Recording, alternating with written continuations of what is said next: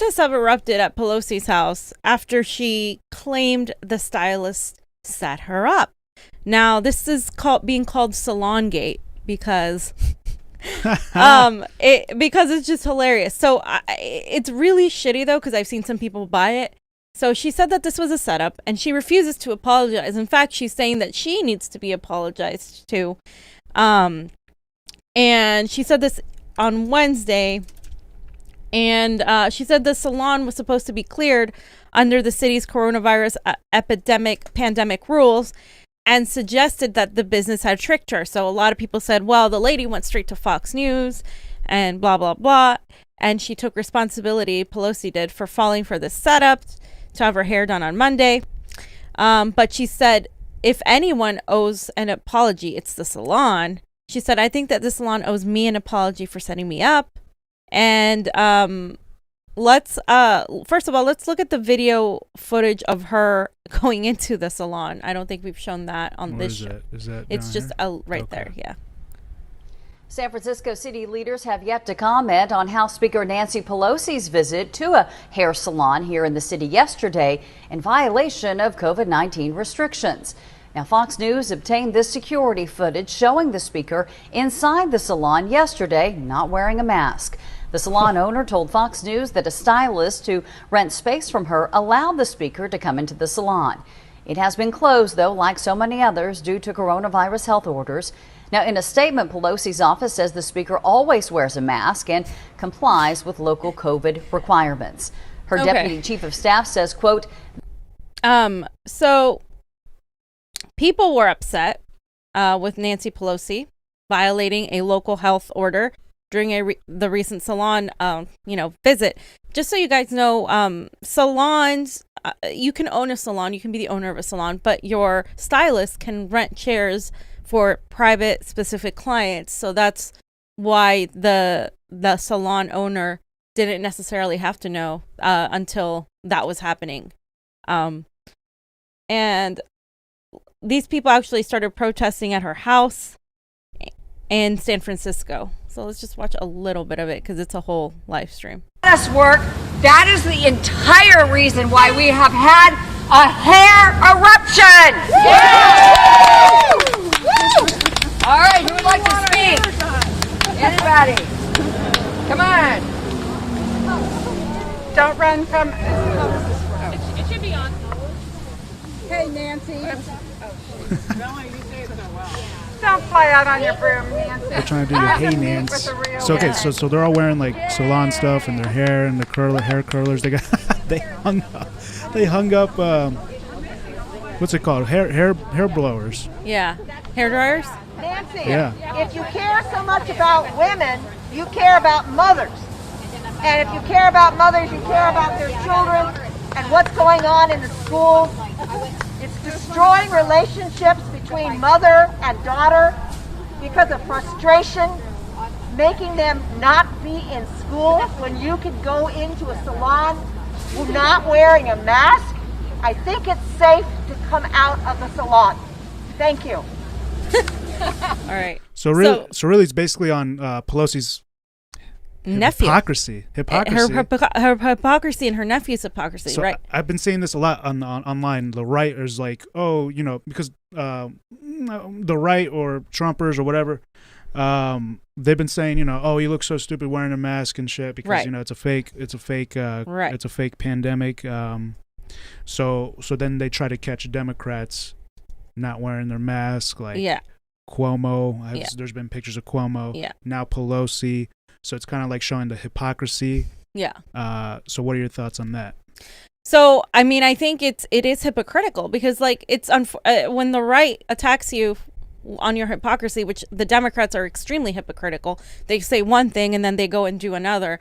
It is just another point for them to attack. And I think it's right. I don't care if they are on the right to attack Pelosi on this because she is a hypocrite. She is telling people to wear their masks, to shut everything down, but she is above the law. And that's the hypocrisy that is pushing people to the right and making people just not want to participate in the system because they're all a bunch of clowns.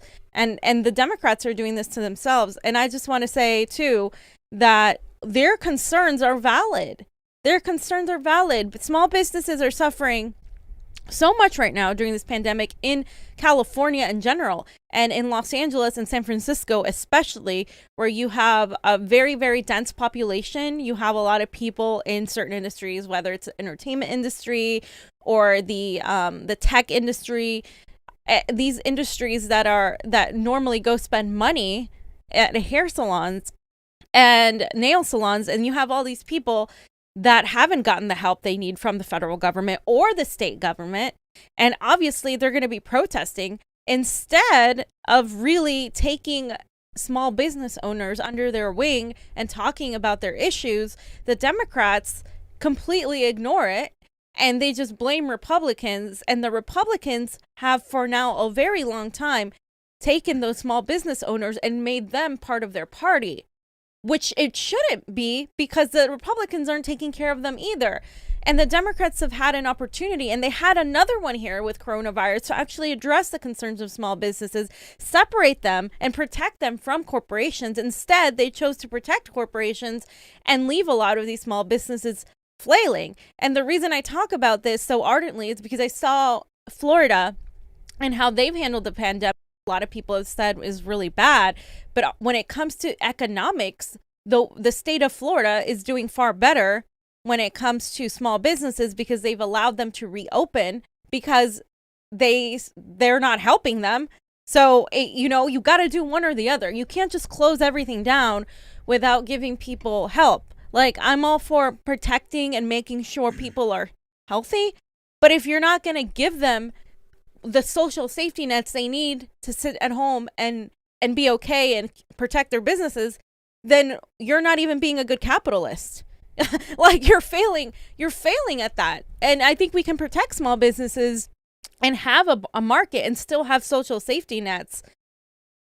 So, or they're being ultra capitalist by making sure these small businesses go out of business, right, so then they can come in and buy all those properties and that land and take over the business and right, corporatize it and make it more and into more a dystopia. Exactly. And this is what capitalism does. It drives greed. And so I've seen a few of the small businesses here in LA kind of start talking about political issues, especially the restaurants, the retail, and the hair salons, because they got screwed. Like we said from the very beginning on the show, the people who got the money, a lot of them were corporations. And that's when the small businesses started getting outraged. Like, why are you giving them? What about us? That's how you know neither party gives a damn about you, and that they're just weaponizing you as a token voter for their own political narrative. And at the end of the day, Nancy Pelosi is just as awful on small business owners as her opponents. And let's just watch what she says too. Is it a tweet? Yeah. I got you.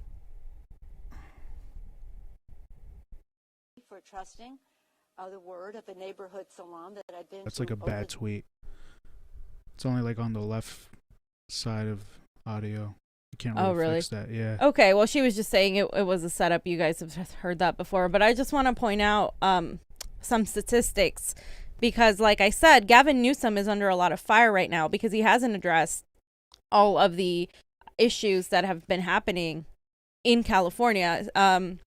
And specifically, like I said, in Los Angeles and San Francisco. And instead, he is, regarding rent and evictions, he's absolutely made it worse. But the economic toll that COVID has taken on small businesses is big. About 56% of California small businesses experience large negative effects from the pandemic. And this is according to a recent census survey that includes businesses with up to 500 employees. The sectors hit hardest by initial job loss face the most severe setbacks. As small business weather closures brought on by COVID-19, policy efforts to support them will be important for the state's economic recovery.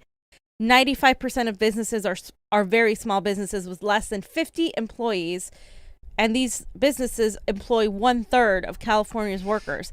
Unemployed Californians will need workplaces to return to after the state recovers. Small and very small businesses are a common place for workers to land. So, about 3/4 of small businesses in hard-hit sectors such as food service and entertainment have had to take dramatic measures. That is, today's business owners in these sectors are much more likely to have laid off employees, decreased employee hours, or suffered revenue losses since mid-April compared to other sectors. Many small businesses have already missed scheduled payments, such as rent, utilities, or payroll. The impact has been particularly stark in accommodation and food services, where nearly 2/3 of business owners have missed payments since March 13th. And there you can see the chart and how this falls in line. So this is just the very beginning, because in another article I read that half of the small businesses in Los Angeles aren't going to come back. And if you go through Los Angeles, you can see shuttered businesses left and right. And small businesses are more likely to be owned by women and non-white Californians than larger businesses. Latinos own 11% of these businesses, but only 2% of larger businesses. Similarly, Asians own 23% of very small businesses versus roughly 10% of larger businesses. In California, women run about 22% of such businesses compared to about 7% of larger businesses. So, women also own 26% of very small businesses in the industries of restaurant and retail as well. So there's another chart here of the shares of women, non-white owners who run very small businesses hardest hit by COVID-19. You guys can see that. Look at who has the smallest businesses. This is where economics directly relates to race. This is not something you can ignore, because while we all suffer under this late stage capitalism and the corporatism that is the United States of America, we can see that people who have just a little bit of an ability to have small businesses tend to be people of color versus the corporations are owned by mostly white people. So again, this is something where we could see an opportunity to explain these things more in protests, like we saw in Beverly Hills a little bit, talking about how this intersectionality right here, how race and class are both extremely important when we're tackling this awareness in people. What do you think, Johnny? When we talk about this, I mean,